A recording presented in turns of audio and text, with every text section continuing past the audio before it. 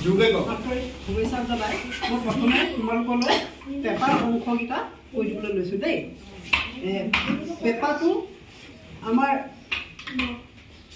এইটো কয় হিং আৰু হিং বা থোলা বুলি কয়। এইটো বস্তুটো তাৰপিছত এইডাল আকৌ গৰ্ভৰ নলা। তাৰপিছত এই বস্তুটো হ'ল মানে খুৱাই দিলে বাজে ইয়াত থুৰি বুলি কয় আৰু অন্য চাইডত চিকটি বুলি কয়।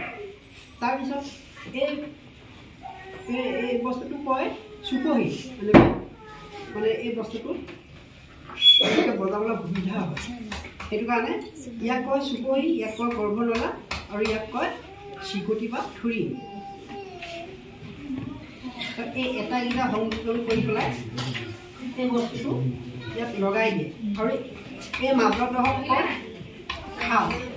এই বস্তুটো এই গৰ্ভনলা ইয়াত লগাই দি পেলাই সাজি দিয়া হয়। তাৰপিছত এতিয়া পেপাৰ অংশ হ'ল তিনিটা, মহহিং আৰু গৰ্ভনলা, চুৰি। আৰু এই চুপহিটো আগতে নাছিলে, আজিকালি আমাৰ সুবিধাৰ কাৰণে আমি নিজেহে এইটো সুবিধা কৰি লৈছোঁ বনাই। এতিয়া আমি প্ৰথমে পেপাৰটো বজাম এটা খৰচনা যিটো নেকি বুলি আমাৰ ছাৰে কৰি আছিলে যে সেইটো পৰাই আমি আৰম্ভ কৰিম। তাৰপিছত একাধিক্ৰমে সেই প্ৰথমে বজোৱা খৰচনাৰ পিছত যিকোনো বজাম, যিকোনো পিছত দুটামান পেপাৰ চেৱাব লাগে দেই। এতিয়া তোমালোকে লগতে মই ধৰিব পৰিচয়টো দিব বিচাৰিছোঁ। আমাৰ ঢোলটো কি বাদ্য বুলি জনা যায় তোমালোকে চাগে নাজানা, আমি কৈ দিছোঁ। আৰু পেঁপাটো হৈছে সখীৰ বাদ্য। সখীৰ বাদ্য তাত বোৱাই বজাৰ কাৰণে তাত সখীৰ বাদ্য বুলি কয়। আৰু ঢোলটো হ'ল অৱনাথ বাদ্য। অৱনাথ বাদ্য মানে যিবিলাক আমাৰ চামৰাৰে তৈয়াৰী বাদ্যবিলাক থাকে সেইবিলাকত অৱনাথ বাদ্য বা অৱনাথ বাদ্য বুলি কোৱা হয়। আৰু এই ঢোলটো বৰতীৰে আমি ব্যৱহাৰ কৰা বৰতীবিলাক হ'ল গৰু ছালৰ। ইয়াত বৰতী এডালেই থাকে। আৰু এইটো হ'ল খোলা। খোলা সাধাৰণতে আমাৰ আমৰ, চামৰ আৰু কঁঠালৰ থাকে। এইটো হ'ল কঁঠালৰ খোলা। আৰু এয়া ঢোলটো এইটো চাইডৰ এইটো ঢোলৰ হেৰিৰে কোবাইছোঁ, তাক কোবনি বুলি কয়। আৰু এইটো অংশত তালি বুলি কোৱা হয়। আমি হাতেৰে বজোৱা অংশটো তালি বুলি কওঁ। আৰু লগতে এইখন এখন কাটনি চাল আছে। এই কাটনি চালৰ ভিতৰত আমাৰ সৰু সৰু বৰতী টুকুৰা সোমাই থাকে, সেইখিনিক মাখি বুলি কোৱা হয়। আৰু এইটো এটা ৰাউণ্ডকৈ ইয়াক বন্ধা হৈছে, এইটো মলুৱা বুলি কোৱা হয়। তাৰপিছত এইডাল আমাৰ ৰছীডাল এনেকৈ লগাবৰ কাৰণে সুবিধা কৰি লোৱা হৈছে, এডাল কানাৰী বুলি কোৱা হয়। আৰু এডাল আমি কাণত লওঁ কাৰণে কানাৰী জৰি বুলি কওঁ। আৰু লগতে এইফালে আমাৰ কোবা অংশটো চাইডত এটা ৰাউণ্ড বাৰ আছে। আৰু এই ৰাউণ্ড বাৰটোক কোৱা হয় কুৰল। আৰু ইয়াত এই কুৰলটো ধৰি ৰাখিবৰ কাৰণে আমাৰ ইয়াত সৰু সৰু বাঁহৰ টুকুৰা আছে। সৰু সৰু এই বাঁহৰ টুকুৰাবিলাকক হৰিঙা বুলি কওঁ। এইখিনিয়ে ধৰা কৰিছোঁ ন।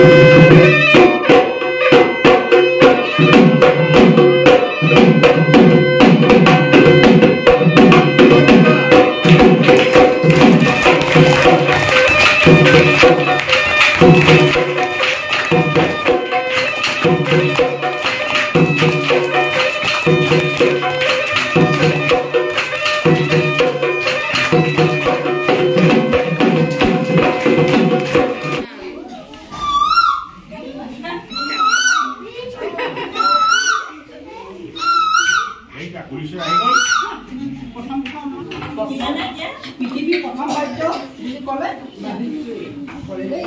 এটা মই বিহু অলপমান বজাই দেখুৱাইছে দেই।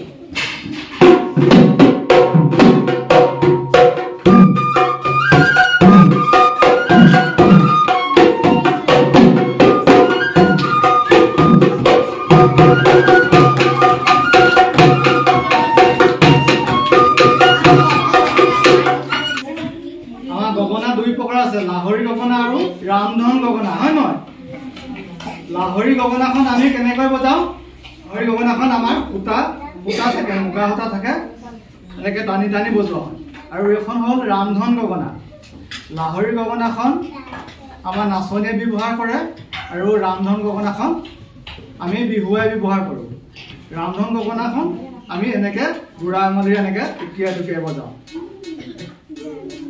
এইফালে ছাৰে তোমালোকক দেখুৱাই দিব কেনেকৈ বজায় হে